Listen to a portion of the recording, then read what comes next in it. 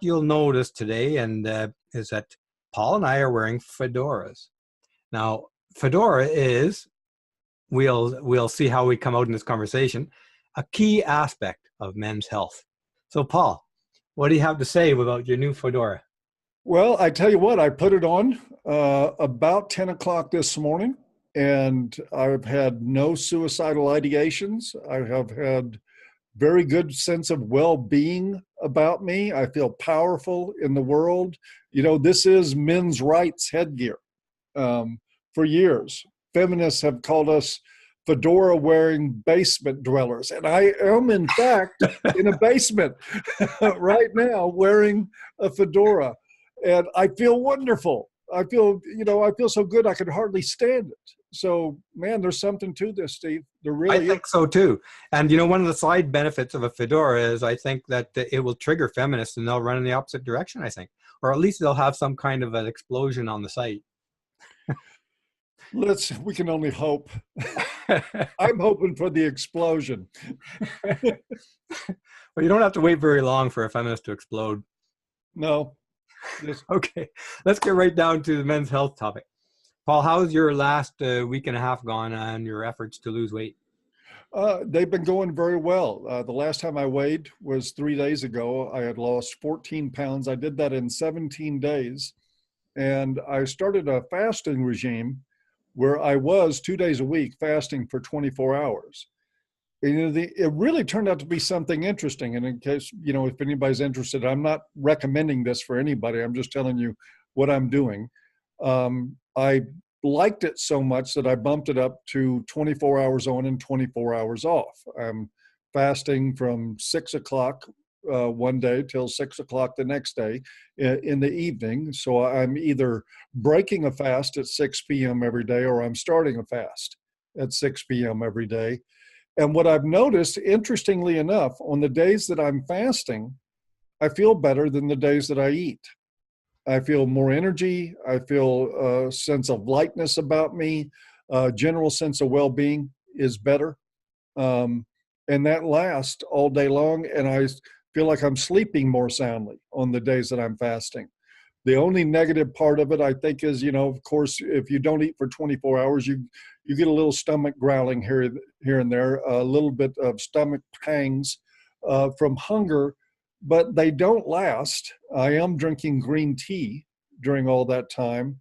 Overall, I think I'm going to reach my goal weight again, which is I want to get down to what I weighed when I was 22. Which ought to be an interesting attempt at 61. But I'm going to try to get down to that. And at the rate I'm going, I'll get there within like 3 more months. Well, you're 14 pounds down since you restarted your efforts, right? 13 or 14, yeah. Okay, and I'll add in 2 weeks. Yeah, well, actually, it was closer to 17 days. But it was still close to a pound a day. From the fasting. Of course, nobody's going to maintain that. As I get closer to my ideal weight, that's going to slow down tremendously. But the weight is falling off. I've been, because I'm diabetic, I've been testing my blood glucose, and it's all perfectly within range, all doing very well. So far, so good. And that's a similar diet that one other fellow we both know who had mentioned he lost 50 pounds doing this alternating day fast. Yep. By the way. Yeah, that was the guy that inspired me to step it up to alternating fast, was Jay, who's doing this and having real good success with it. Yeah, I hope he comes on the show with us sometime and talk about these successes. The one thing I wanted to mention that I didn't mention last week was that the 2-day-a-week fast, which is it's called the 5-2 program. If anybody wants to do more research into it, 5-2 something diet. I think it'll come up right away if you type in 5-2 fasting. And it really means 2 out of 7 days of fasting. And this is a variation of that, really. Paul? Yeah, and it's why I said I'm not out here recommending this to other people, because to be honest with you, what I've done is emulated what I see other people doing. I'm not well versed in fasting.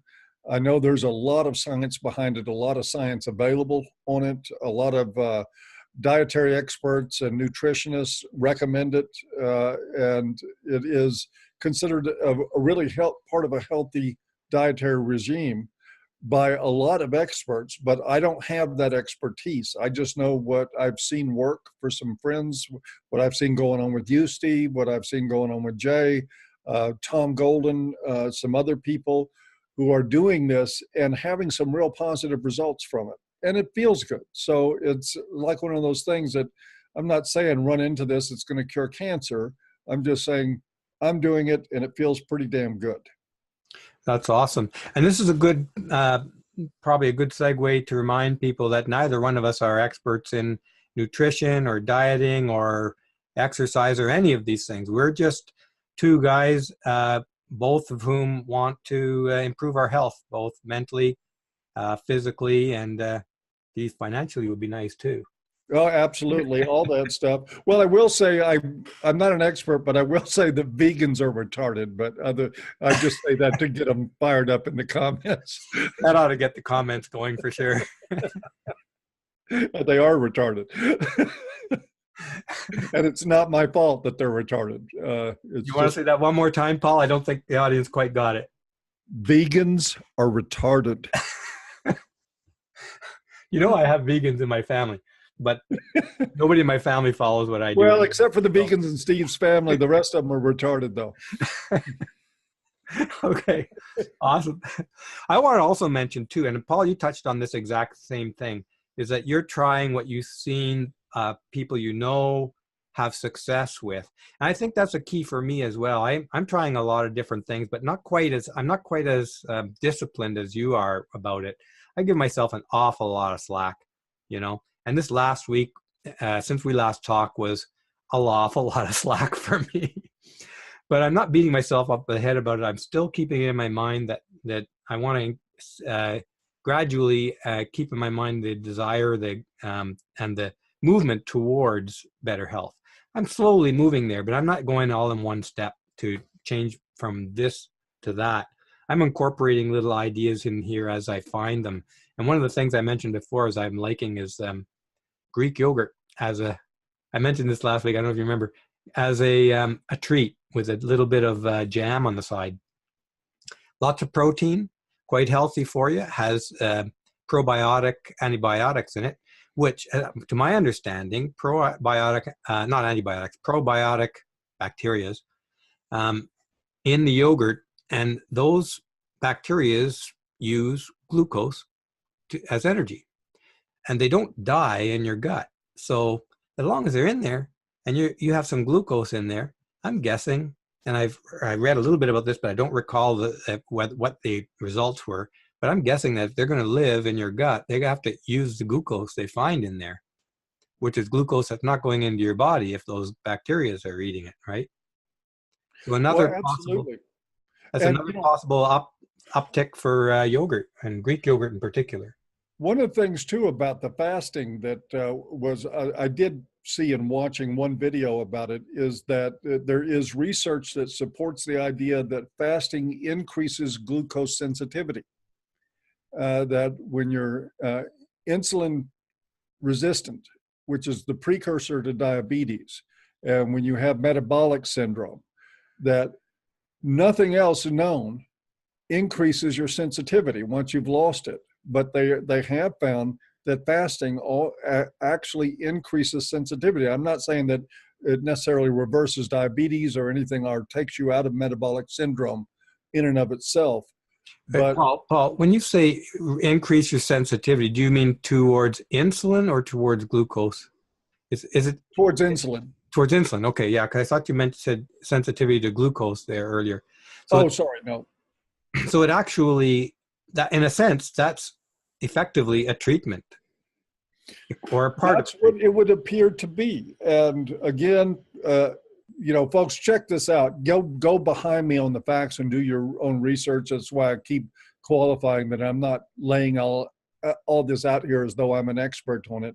This is just what I'm seeing from some experts, though, saying that it increases insulin sensitivity, where the problem with metabolic syndrome from eating the wrong foods, too many of them, too many carbohydrates, sugars, things like that, is that you develop insulin resistance.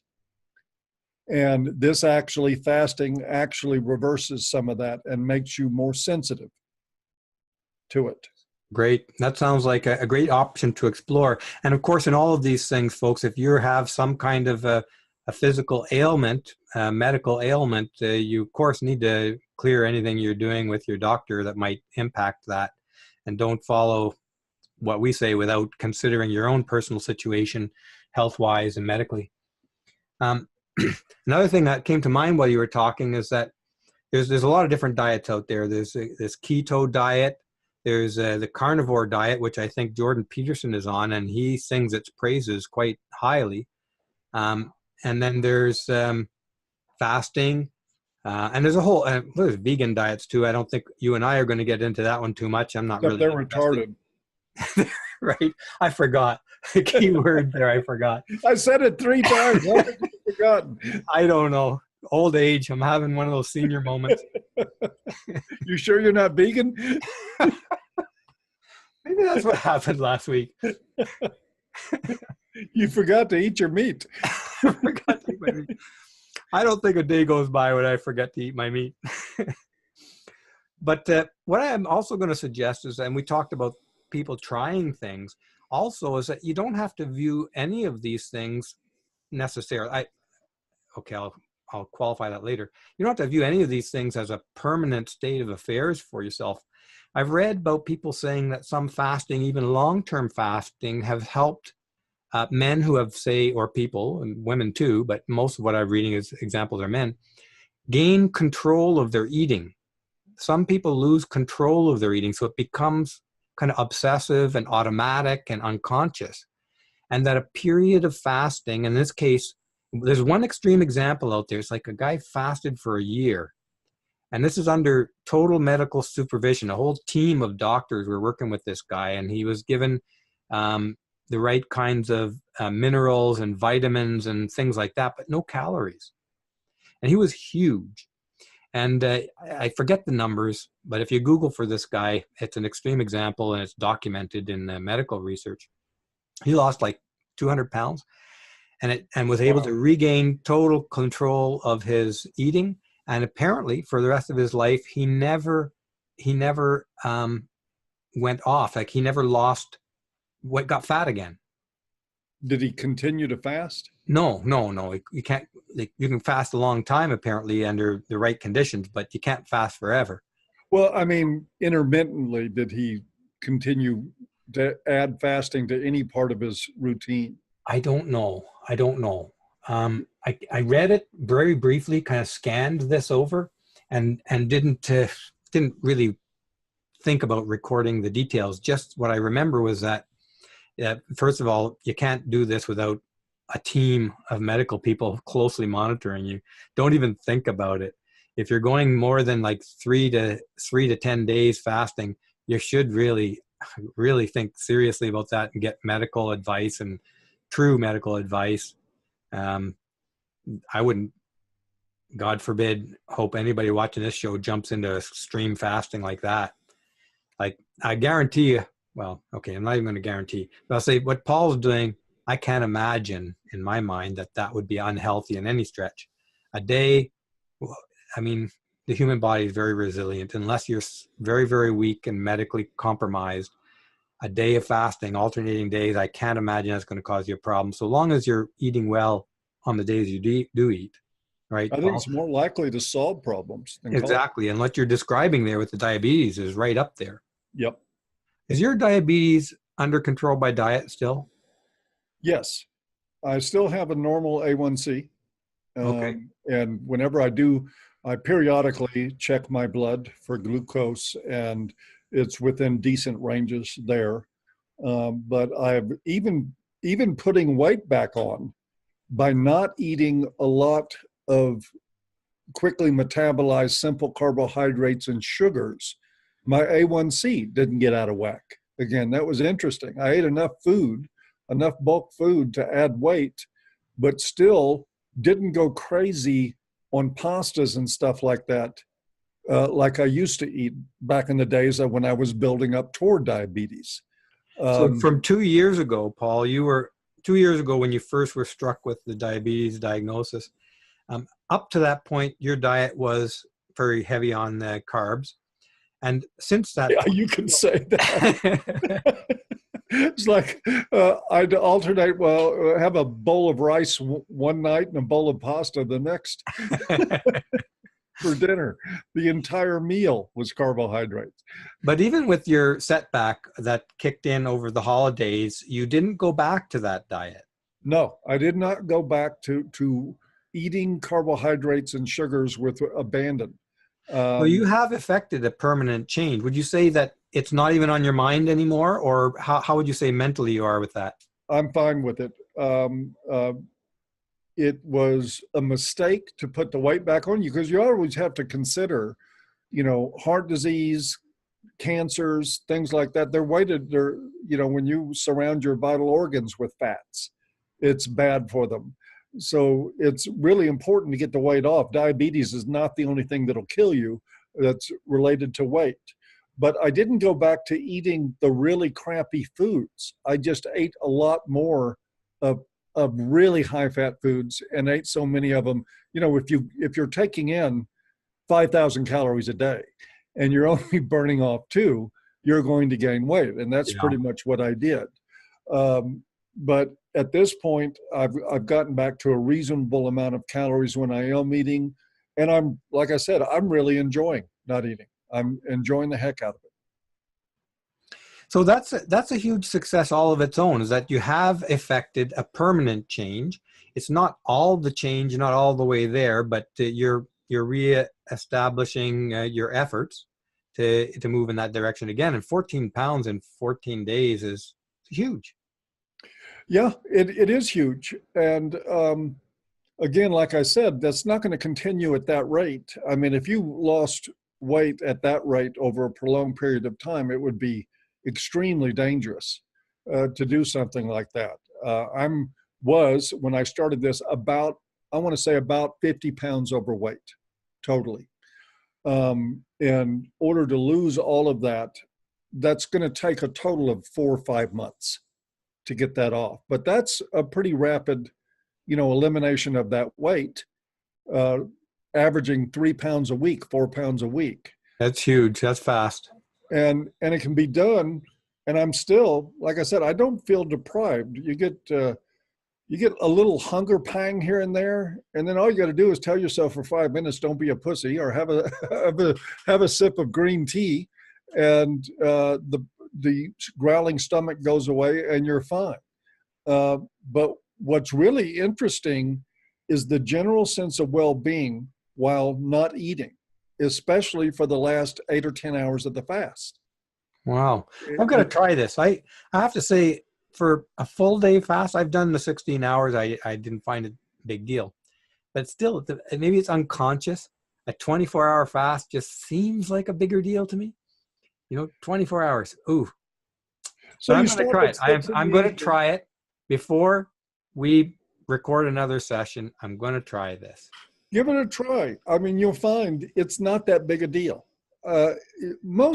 Depending on your personality, I'm the kind of person, honestly, that in a lot of circumstances, Steve, I can get up in the morning and, like, if I'm got my writing obsession on and I start working on doing what I do, I can easily forget to go.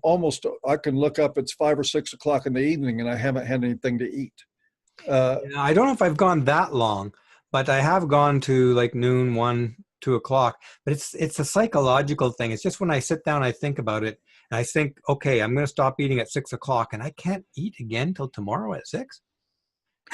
It starts to work in my mind. A lot, but what happens is that for many of the hours that you're fasting, your body is actually burning fat. It's feeding off your fat. Which is what you want it to do. You don't want to burn muscle. You don't want to keep refueling with a bunch of carbohydrates. So your body burns those in order, to keep going. once your system empties, your body does naturally begin burning fats. It makes total sense. And so you're not starving at all. You can't be starving with it because you've got stored calories in there that your body is burning. Oh God, I know I'm nowhere near a state of starvation. Look at these cheeks, hey?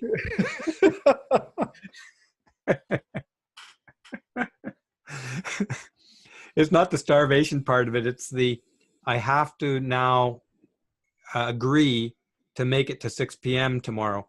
I'll bet you this. If I didn't even think about it, I'd probably get to 6 p.m. tomorrow and never think about it. But if I have to say, I have to report back to Paul how it went, my first 24-hour fast, I'm going to be thinking about it. You know what I did that's really helped me is and this is again, try it if you want, not. I do a meeting every Saturday with a group of my patrons, men only group. And I came in there to the group a few weeks ago and I said, look, I did this. I lost all this weight, lost 70 pounds, reversed diabetes, got off medication, had restored my health. And then I fucked up and I put a bunch of weight back on, like 40, 50 pounds. And so I said, I don't want this to continue. So I'm going to be reporting in to this group and holding myself to account. So I made a commitment to a group of guys and who were not going to let me off the hook for anything. And so it was like any very few moments of weakness I had, no, can't cheat. You go in the whole 24 and it wasn't a big deal. You're going to be surprised how easy it is. Well, I definitely want to try this. So it's right there. It's on my list and I want to get that done before we talk on men's health next time. Okay. It'll be within the next week or 2 weeks at the most. I did want to ask one thing from you. Is this a fast day for you, or is it an eating day? Today I started fasting at 6 o'clock. It was an eating day. It was an eating day. So can you share what you eat today? Yeah, I had fish tacos with low-carb grilled fish with low-carb tortillas, and there's some cabbage on them, and a cilantro cream sauce. That sounds nice. Made with some sour cream and yogurt and cilantro blended up in it, so it makes a really nice sauce. I had a Subway salad, a great big Subway salad. One of the things I do is this is my lunch. I get the Subway salad with no meat in it, but it's a really large chopped salad. And then I also buy these organic chickens, rotisserie chickens, and I carve up a bunch of the meat from the chicken, throw it in the salad, and eat that with vinegar and oil dressing. And that's wonderful. And then just for breakfast, I have yogurt. And on my eating days, I allow myself 2 cups of coffee. The one cheat that I have on the fast and I did enough research to know that there are nutritionists to say that this is okay if you don't push it. I really love my coffee with a little bit of cream in it. And on my fasting days, I allow myself 1 cup of coffee with a tablespoon of cream in it. And on the days that I eat, I allow myself two cups of coffee, and I put a little bit of extra cream in it. And in the evenings that I eat, I probably have another cup of coffee. And that's like with the heavy cream, that's like 77 calories every tablespoon. Yeah, no, that is heavy stuff. But that heavy cream is there's no sugar in that at all, right? No, there's no sugar, and it's and no carbs to speak of. It's you don't get that. But I have to I'm just still not willing to endure mornings without a cup of coffee. I'm sympathetic with that. That's a big weakness of mine too. Even though I go for the green tea, I don't always succeed. And sometimes I'll substitute, but I'll do the same thing as you, coffee with cream in it. But if you remember, up until about first time we did this 2 or 3 weeks ago, I was doing cream and sugar in my coffee. I cut the sugar out altogether now. And my palate is used to, and I'm enjoying my coffee now without sugar at all in it. So I have 2 coffees a day. Um, And if you Generally. do that enough, I guarantee you that's the same thing happened to me. I used to drink cream and sugar in coffee, and then I dropped the sugar. And after a while, I don't like coffee that's sweet. Yeah, your palate changes. And Yep. the first day or two, that was only really the first day when I had to sit down. I'm accustomed to having a sweet coffee, and I had to sit down and start doing my email with no sugar in my coffee. And I thought, I'm not going to like this. I'm not going to like this, But it went okay. And I had the second coffee that day, and it was okay too. And then after that, I just forgot about it. Now I don't even think to put sugar in my coffee anymore. So that's a little step forward. Baby steps. Baby steps. Baby steps. But I have been a little bit loose on the whole dieting thing this week. I haven't gone overboard, but I know that I've pushed the boundaries of eating, not eating quite a bit this in the last week and a half. So I probably had a lot of days where I was only 12 or 13 or 14 hours. Didn't make the 16-hour mark. You cheated. Yeah, I cheated. Yeah. You terrible person, you. But in general, like when I think back a year ago, all of my habits are getting better. The one that's on my target now, though, is evening drinking. That's a bad habit for me, because the times that I kind of went off the wagon, sort of not wagon alcohol, but say have those unhealthy snacks in the evening, it's usually after I have 2 or 3 drinks, and then my mind works. What the fuck is a bunch of chips and stuff, or not chips in this case? It's what does ice cream really matter? After 2, 3 drinks, ice cream doesn't seem like such a big deal anymore. Well, as an alcohol and substance abuse counselor, I'll say, come tell me when you're drinking in the morning. We'll talk about the problem. I'm not saying it's a huge problem, but I do want to cut that expectation out of my mind, because Sure. it's really just a habit, like to sit down in the evening and relax with a glass of wine. And we talked about calories in alcohol before, and after we talked about that, I went and looked it up. And beer is the worst for carbs, of course. There's probably nobody's surprised at that. And I'm not going to talk about mixed drinks, because it really depends what you mix it all in with. So it's all over the map. But beer, you're probably 200 plus calories for a beer. And a glass of wine, a red wine, for instance, white wines will be more because I think they're sweeter typically. But a glass of red wine, and we're talking 5 to 6 ounces, is about 150 calories. And a shot of whiskey is about 100. So if you're thinking about these things and you want to have a drink of some kind, think beer 200, 150, 100. Whiskey and all that stuff is at the 100. You can plus or And minus whiskey it. has no carbs. It may not have any carbs, but it has calories. Well, yeah, and I went again. You got to be careful with thinking, okay, it's carb free. I can have all the whiskey I want. Your liver goes through alcohol, and your system also metabolizes alcohol in a very similar way that it does to sugar. Yeah, I think it uses shared metabolic pathways. Yes, it does. Which I remember this looking into this years ago. If you're drinking or getting drunk or whatever, into that area where it's not just tipsy, actually having sugar can really fuck you up, make you feel more drunk, and be more drunk, because the sugar will block up or back up those metabolic pathways, and so your body now is metabolizing sugar instead of the alcohol that's still being absorbed in your stomach. But that alcohol now is not getting processed because of all the overload of sugar you just ate. If you get drunk and you go down, you pound down like 8 donuts, right?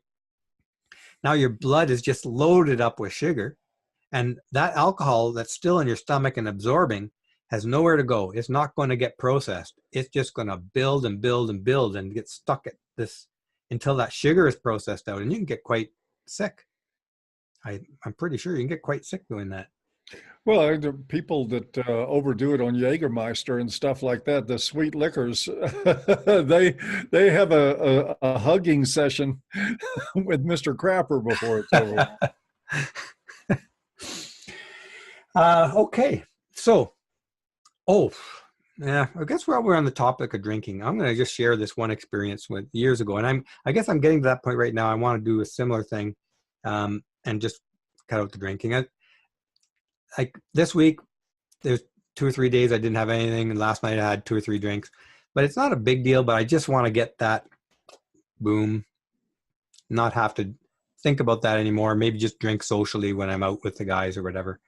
But I remember, and I'm going to share this with the guys, anybody listening out there who might have had a similar experience.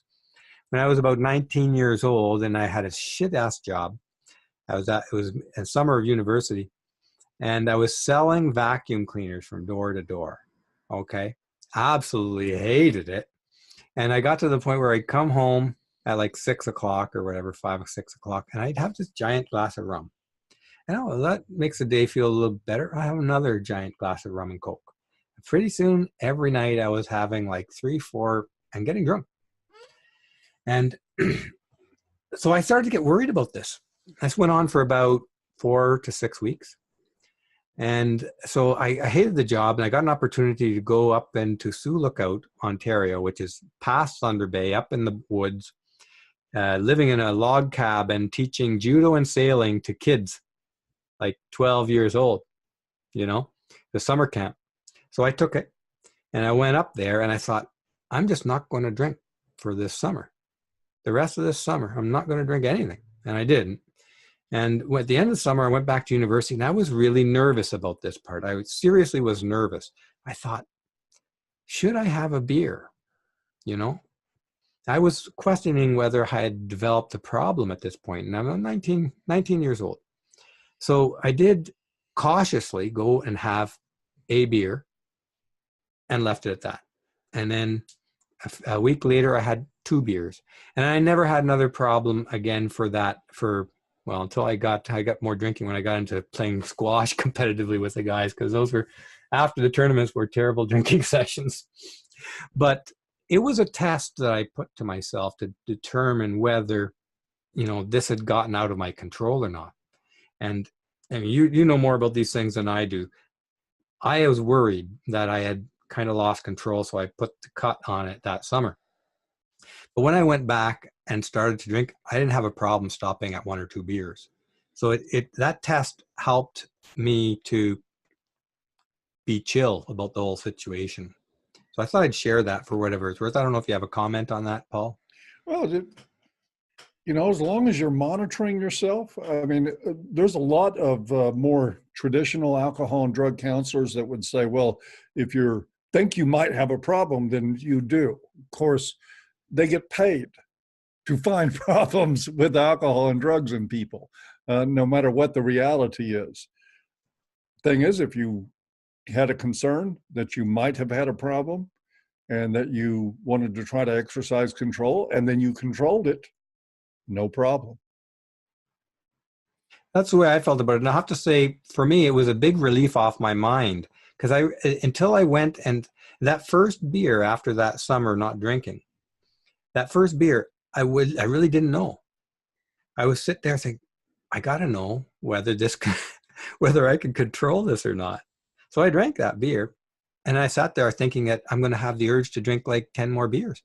Didn't happen.